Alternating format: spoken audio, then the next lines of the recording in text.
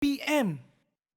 Anda kembali bersama Ria dalam Didik TV KPM. Hari ini kita dalam slot sukses SPM 2022 bagi mata pelajaran sains. Dan Ria masih lagi bersama-sama dengan Cikgu Roslan, Cikgu, untuk nutrisi. Kita nak teruskan dengan bab seterusnya, suku-suku separuh. Silakan Cikgu. Okey, terima kasih Ria. Okey, Cikgu harap murid-murid masih bersama-sama Cikgu. Murid-murid di rumah, murid-murid di Google Meet, tak sabar nak tahu apakah sebenarnya itu suku-suku separuh.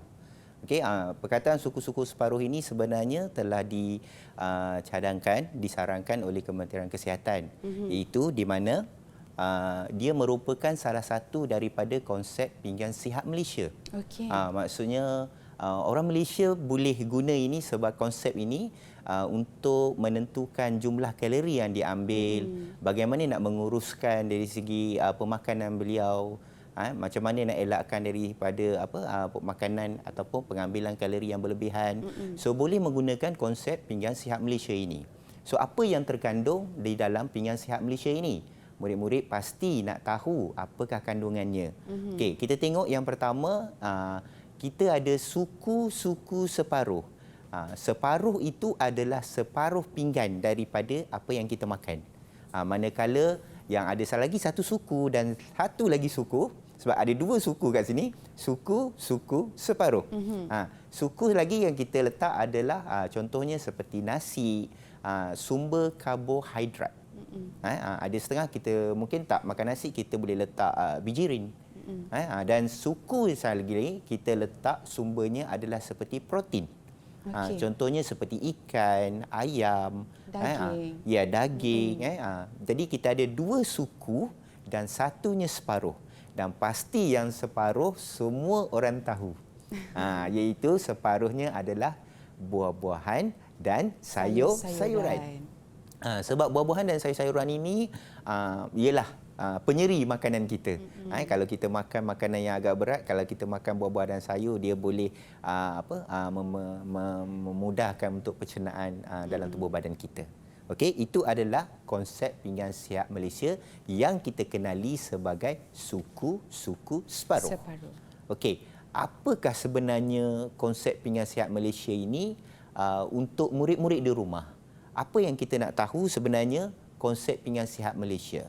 Okey, yang pertama kita nak tahu apakah hala ke mana nak dibawa berkenaan dengan konsep pinggan sihat Malaysia. Okey, hari ini kita akan buat sedikit pertanyaan bersama dengan murid-murid di Google Meet. Okey, murid-murid di rumah pun boleh mencari jawapannya. Okey, kita ada beberapa soalan berkenaan dengan apakah konsep utama dalam pinggan sihat Malaysia, iaitu suku-suku separuh. Okey, murid-murid di Google Meet yang berada bersama dengan cikgu. Okey, sama ada Adiba, Naufal, Imanina, Mio, siapa yang nak jawab boleh angkat tangan, boleh buka mic dan kita boleh berinteraksi. Okey, so kita pergi yang pertama, apakah konsep pinggan sihat Malaysia? So ada sesiapa yang ingin mencuba? Okey, boleh angkat tangan? Yes, boleh angkat tangan. Siapa? Okey, Naufal. Okey. Naufal angkat tangan, Mio angkat tangan, Imanina angkat tangan. Semua nak jawab ni. Tapi yang terpantas tadi Cikgu Naufal. Terpantas tadi Naufal. Okey, so kita beri peluang kepada Naufal. Apa itu Naufal? Silakan. Konsep pinggan sihat, dia punya panduan asas adalah penyediaan hidangan yang sihat dan menekankan jumlah makanan bagi setiap kumpulan makanan. Okey, kita tengok betul tak apa yang Naufal cakap tadi. Betul, itu adalah panduan asas dalam konsep pinggan sihat Malaysia ini. Panduan asas dalam penyediaan hidangan yang sihat, dia menekankan jumlah makanan bagi setiap kumpulan makanan. Seperti yang kita tahu, kita ada 7 kelas makanan. 7 kelas makanan ini yang kita makan. Adakah kita akan makan 7 kelas makanan itu setiap hari? Maksudnya kita kena ambil setiap hari. Sebenarnya disarankan untuk kita kekalkan pengambilan makanan yang melibatkan 7 kelas makanan setiap hari untuk mencapai gizi yang seimbang. Itu yang kita tanya tadi pasal gizi seimbang. Sebab kelas makanan dia tadi cukup di dalam pemakanan kita.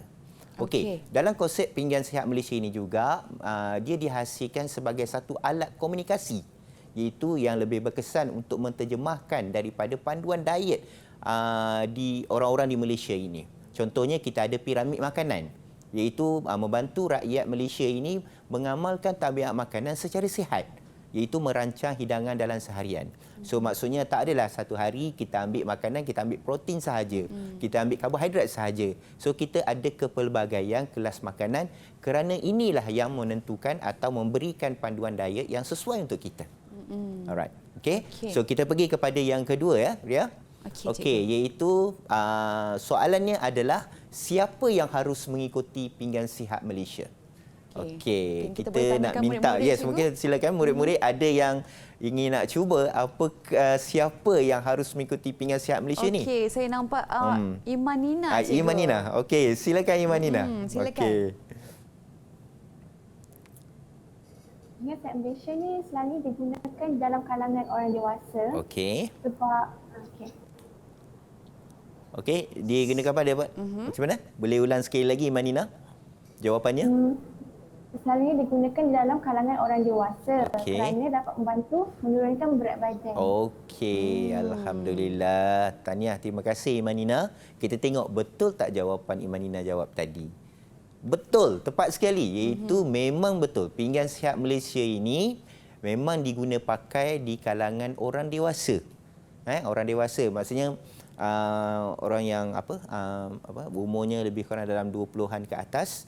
Okey, amat sesuai untuk menterjemahkan pemakanan dia dalam konsep pinggan sihat Malaysia. Okey, kita tahu bahawa konsep ini boleh membantu dalam pengurusan berat badan dan pencegahan penyakit kronik yang berkaitan dengan seperti apa? Penyakit apa? Seperti obesiti, seperti tekanan darah tinggi, diabetes, penyakit kardiovaskular. Okay, ini penyakit-penyakit ini sebenarnya sangat rapat dengan corak pemakanan kita. Maksudnya kalau kita boleh kawal pemakanan kita, kita boleh mencegah daripada terkena ataupun dapat penyakit kronik seperti ini.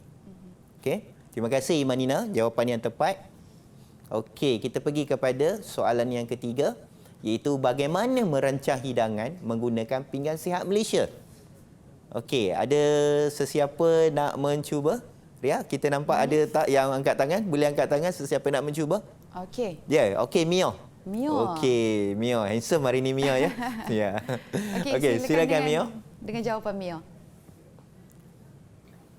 Okey, kebiasaannya rakyat Malaysia akan mengambil makanan dalam kuantiti yang telah ditetapkan, iaitu mengikut ukuran saiz pinggan yang biasa digunakan, iaitu 10 inci pinggan.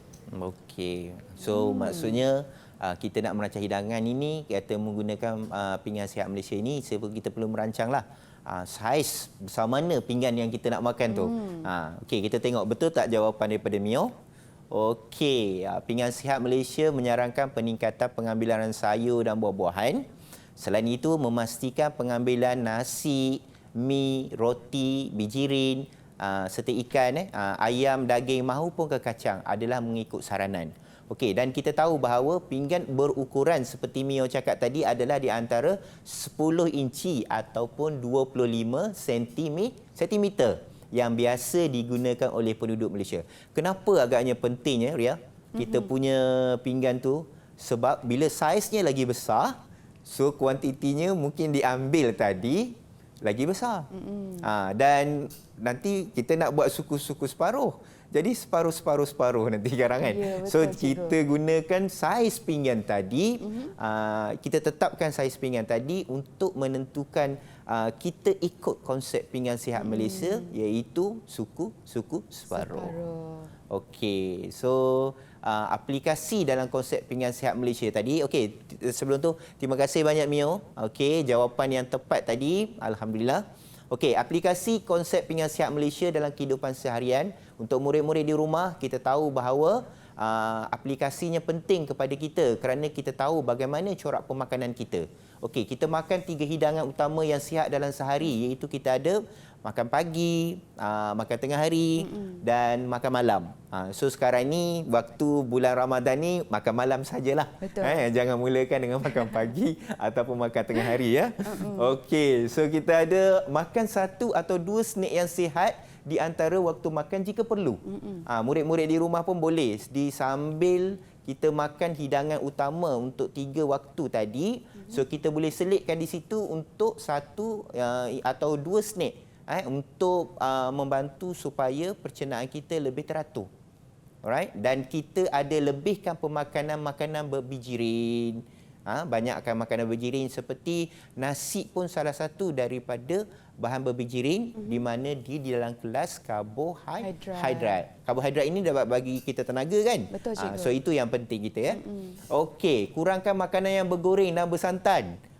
Sekarang ni kalau waktu berbuka puasa contohnya, itulah makanan-makanan favourite yang bergoreng, bersantan kan. So kurangkan. Dia boleh memberikan kita kita untuk menunjukkan bahawa kita mengikuti konsep pinggan sihat Malaysia. Dan makan makanan yang dimasak di rumah lebih kerap supaya kita dapat menjaga kita punya corak pemakanan kita dalam kehidupan kita seharian. Dan menjamin juga kebersihan, cikgu. Yes, betul. Itu yang paling penting. Okey, baiklah, itulah dia. Cikgu Ruslanda pun terangkan kepada kita definisi suku-suku separuh dan yang paling penting, cikgu, mengenai pinggan sihat Malaysia. Baik, kita berehat dahulu sebentar. Kembali lagi selepas ini terus bersama kami dalam Didik TV KPM. Okey. Didik TV KPM